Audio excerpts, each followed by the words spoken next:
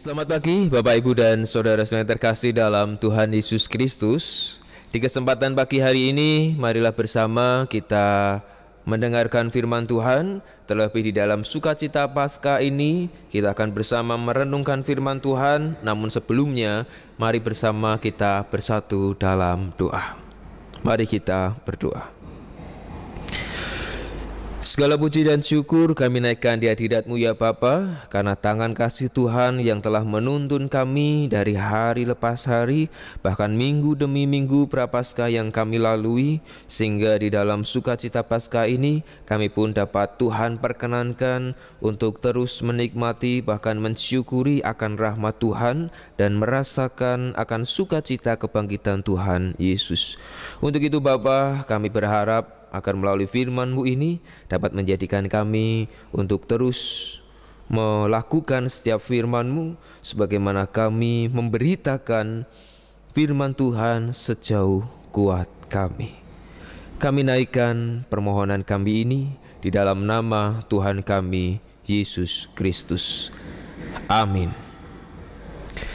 Melalui Injil Matius 28 ayat 1 sampai 10 menjadi bacaan Injil kita di Minggu Sukacita, di Minggu Paskah ini. Injil Matius 28 ayat 1 sampai ayatnya yang ke-10 dengan judul perikop kebangkitan Yesus. Setelah hari Sabat lewat, menjelang menyingsingnya fajar pada hari pertama minggu itu, pergilah Maria Magdalena dan Maria yang lain menengok kubur itu. Maka terjadilah gempa bumi yang hebat, sebab seorang malaikat Tuhan turun dari langit dan datang ke batu itu dan menggulingkannya lalu duduk di atasnya. Wajahnya bagaikan kilat dan pakaiannya putih bagaikan salju. Dan penjaga-penjaga itu gentar ketakutan dan menjadi seperti orang-orang mati. Akan tetapi malaikat itu berkata kepada perempuan-perempuan itu, "Janganlah kamu takut, sebab aku tahu kamu mencari Yesus yang disalibkan itu. Ia tidak ada di sini, sebab ia telah bangkit, sama seperti yang telah dikatakannya. Mari, lihatlah tempat ia berbaring. Dan segeralah pergi dan katakanlah kepada murid-muridnya bahwa ia telah bangkit dari antara orang mati. Ia mendahului kamu ke Galilea. Di sana kamu akan melihat dia. Sesungguhnya aku telah mengatakannya kepadamu." Mereka segera pergi dari kubur itu dengan takut dan dengan sukacita yang besar dan berlari cepat-cepat untuk memberitahukannya kepada murid-murid Yesus. Tiba-tiba Yesus berjumpa dengan mereka dan berkata, "Salam bagimu." Mereka mendekatinya dan memeluk kakinya serta menyembahnya. Maka kata Yesus kepada mereka, "Jangan takut. Pergi dan katakanlah kepada saudara-saudaraku supaya mereka pergi ke Galilea, dan di sanalah mereka akan melihat aku." Demikianlah Injil Yesus Kristus. Yang berbahagia adalah mereka yang mendengarkan firman Allah dan yang memeliharanya. Haleluya.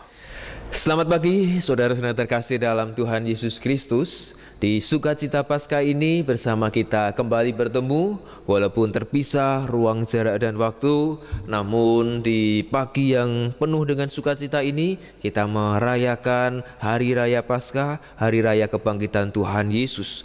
Sama halnya ketika kita melihat saudara-saudara kita mengalami sukacita ketika masa panen. Mengapa? Karena di dalam masa panen adalah masa yang ditunggu-tunggu dan menjadi momen yang membahagiakan, baik oleh saudara kita yang menanam atau petani, ataupun bagi setiap orang yang menikmati atau menantikan hasil panen itu, di mana hasil jerih payah selama ini dapat membuahkan hasil dari mereka menanam benih, merawat, mempertahankan dari hama, cuaca, hingga sampai panen. Dari sinilah kita dapat melihat mengapa di dalam masa panen para petani dan orang yang menikmati hasil pertanian itu merasakan sukacita karena ada proses di dalamnya. Dan ternyata proses itu yang ditunggu-tunggu, buahnya, hasilnya menjadikan para petani dan orang-orang yang menikmati dan menantikan itu bersukacita. Akan tetapi kita perlu mengingat kembali, ternyata di dalam sukacita itu tidak tersaji secara instan. Namun di dalam sukacita itu ada proses yang panjang, proses yang membutuhkan waktu dari hasil atau panen buah yang dinanti-nantikan. Demikian pula di dalam momen Paskah di tahun 2020 ini.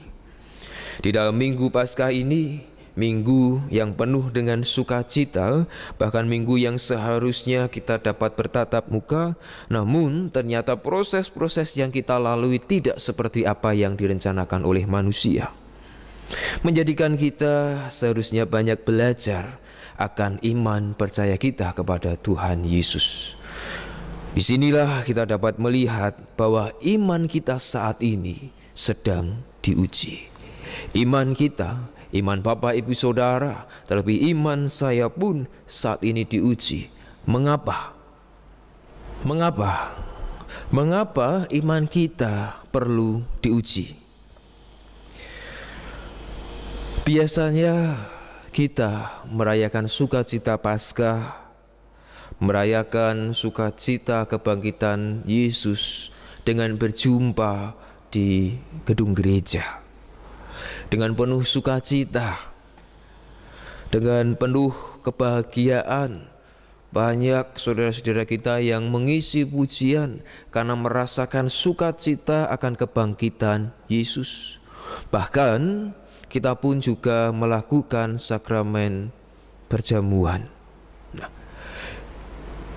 Akan tetapi tidak hanya itu saja, kursi-kursi juga ditambah. Bahkan ada yang sampai di luar, di samping untuk mengikuti dan merasakan sukacita Paskah ini.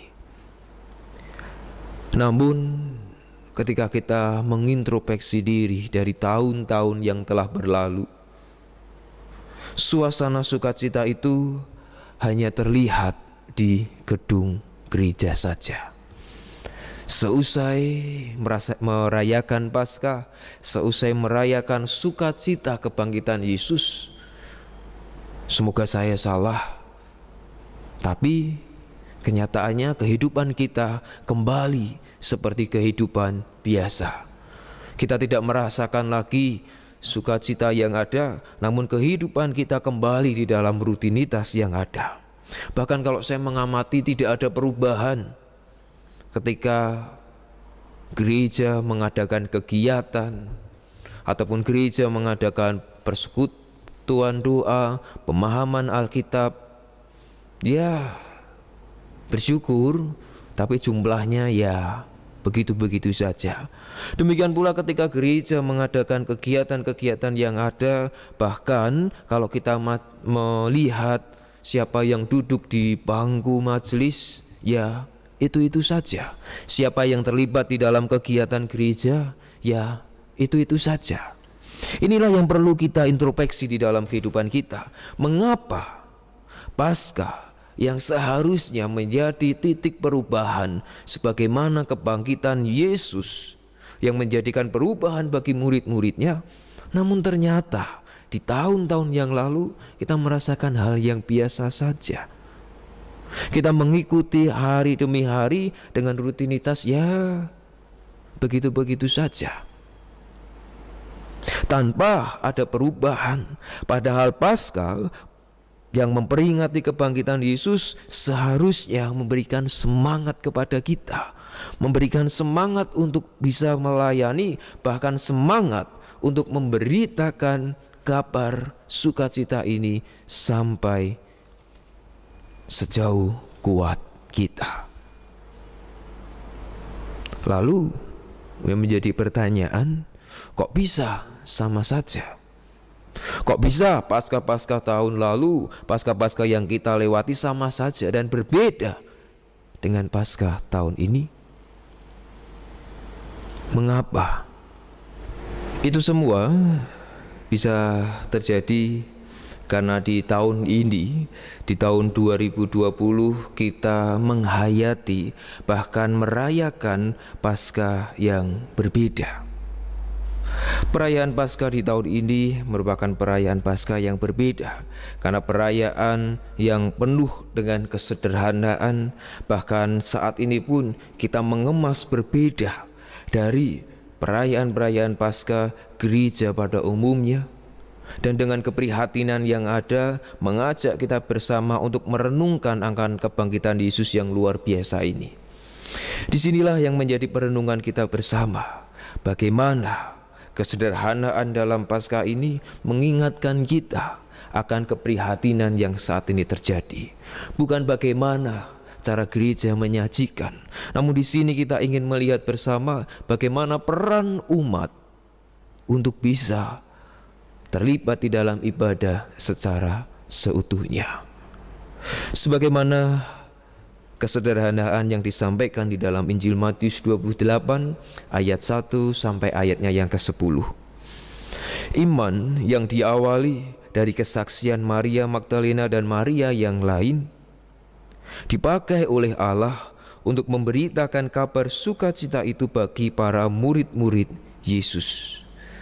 Tentu kita tahu bahwa strata atau kedudukan saat itu, kedudukan para perempuan bagi orang-orang yang ada di tahun-tahun, bahkan di bacaan Injil saat ini dan di kalangan orang Yahudi saat itu, strata ataupun kedudukan para perempuan sangat rendah, bahkan lebih rendah daripada orang lain.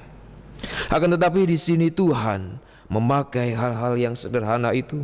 Tuhan memakai kerendahan hati itu. Bahkan Tuhan memakai apa yang dipandang oleh manusia yang tidak layak itu menjadi sebuah berkat yang luar biasa. Bahkan melalui mereka, melalui para perempuan itu, sukacita Paskah diberitakan. Sukacita saat mereka melihat akan berita dari malaikat tentang kebangkitan Yesus. Bahkan saking sukacitanya, mereka berlari secepat-cepatnya untuk datang ke tempat murid-murid Yesus. Sederhana namun berarti. Inilah yang perlu kita nikmati bersama di dalam sukacita Paskah saat ini. Inilah yang perlu kita hayati bersama di dalam kesederhanaan dan keprihatinan yang ada. Bukan berarti Gereja Kristen Jawa Karangayu tidak mempedulikan untuk ibadah secara seutuhnya, tidak. Namun disinilah kita harus melihat ternyata peran serta kita melalui kesederhanaan Paskah ini dapat membangkitkan semangat kita, membangkitkan semangat untuk mengingat kembali ternyata kita terlibat di dalam ibadah. Ternyata Bapak, Ibu, dan Saudara di rumah bisa saling berkontribusi membaca bacaan yang ada, bahkan menjadi liturgos ataupun bernyanyi bersama yang tidak pernah kita lakukan di hari-hari atau momen-momen sebelumnya. Disinilah momen keluarga yang ingin Yesus sampaikan di dalam sukacita Paskah ini.